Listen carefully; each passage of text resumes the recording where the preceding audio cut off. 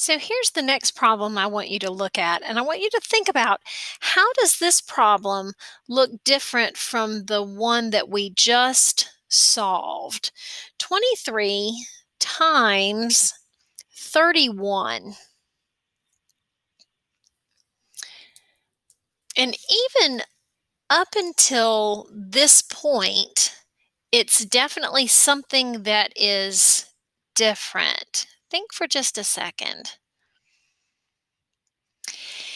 If you thought about the fact that we're multiplying two multi-digit numbers, you are right.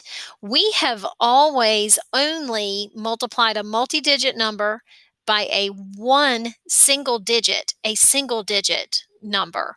So now we're going to start multiplying two-digit by two-digit numbers, and today, three-digit by two-digit numbers. It's a lot easier than you think. Watch. You don't need to write this, but I do want you to watch very, very carefully. You can do it on your whiteboard if you want. So we're going to start out with an area model. And I know that you multiplied numbers with the area model last year, so that shouldn't be too different.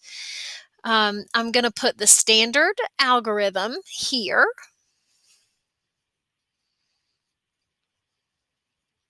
Okay. All right, because we want to make some really good connections. So let's take our first factor, 23, and put it on the top. And then let's decompose our second factor and put it here along the side. 31 is made up of 1 and 30 tens. So this may look a little bit different from what you did last year, different area model, but that's okay. So let's set this up as a standard algorithm.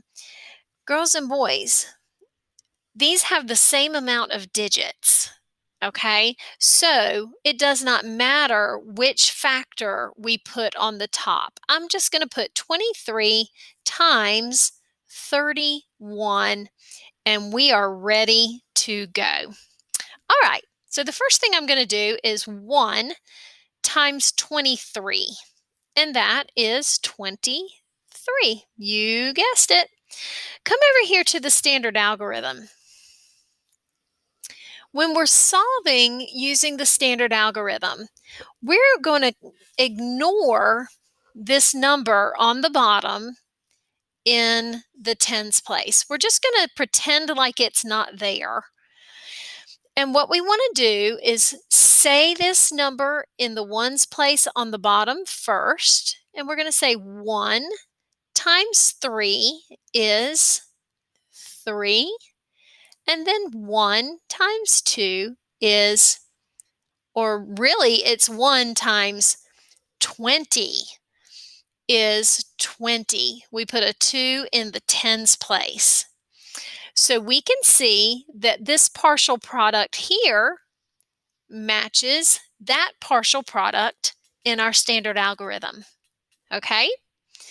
Let's go back to our area model and let's multiply 30 times 23.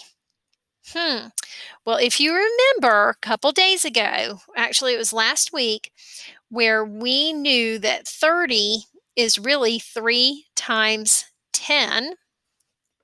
And so we could do 3 times 3 is 9, and 3 times 2 is 6. But remember, we also need to multiply that by 10. And when we do that, we are simply adding a 0 there. Okay? So let's take a look. Now we look at our standard algorithm. We look at the number in the tens place on the bottom. And we're going to say, now, girls and boys, this 3 is in the tens place. And so think about, what is its value? Yeah, it is 30. So what we're really doing is saying 30 times 3 is 90. Excellent. 90. And then 30. Are we doing 30 times 2? What's the value of this 2? It's really 20. 30 times 20 is 600. 3 times 2 is really 6, but we're putting that 6 in the hundreds place. So, if you look at this partial product from our area model, and you can see that it's the same partial product in our standard algorithm. So now, how do we find our product? We're going to add our partial products together. That's 23 plus 690, line up place value. Gracious, there is such a glare today on this. There we go. 690. We're going to add those together. 9 and 2 is 11. Carry that 1. 6 and 1 is 7. 713. Same thing over here. We're going to add our partial products in our standard algorithm. 3 and 0 is 3. 2 and 9 is 11. 6 and 1 is 7. So we get the very same product for 23 times 31. It equals 713. Get your journal ready, and we're going to put a good example in our math journal. Click on the next video.